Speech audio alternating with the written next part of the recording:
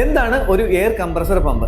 അതിന്റെ പേര് പോലെ തന്നെയാണ്, അന്തരീക്ഷത്തിലെ എയറിനെ സക്ക് ചെയ്തെടുക്കും, അതിനെ കംപ്രസ് ചെയ്തതിനു ശേഷം ഒരു പമ്പിങ്ങിന്റെ മെത്തേഡിലോട്ട് നമ്മൾ ഉപയോഗിക്കുന്നതിനാണ് നമ്മൾ എയർ കംപ്രഷൻ പമ്പ് എന്ന് നമ്മൾ പറയുന്നത്.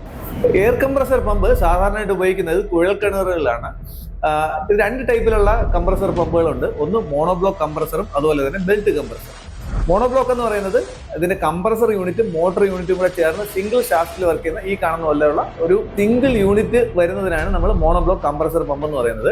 മോട്ടോർ പോർഷൻ സെപ്പറേറ്റും കംപ്രസർ പോർഷൻ സെപ്പറേറ്റും ഈ രണ്ട് പോർഷനും തമ്മിൽ കപ്പിൾ ചെയ്യുന്നത് ഈ ഒരു ബെൽറ്റ് വെച്ച് കപ്പിൾ ചെയ്യുമ്പോൾ നമ്മൾ ഇതിനെ ബെൽറ്റ് കംപ്രസർ പമ്പ് എന്ന് നമ്മൾ പറയാറുണ്ട്.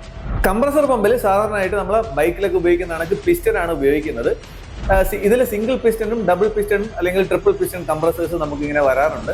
സിംഗിൾ പിസ്റ്റണിൽ 400 മുതൽ ഏകദേശം 600 വരെയാണ് മാക്സിമം കിട്ടാവുന്ന ഒരു ഹെഡ്.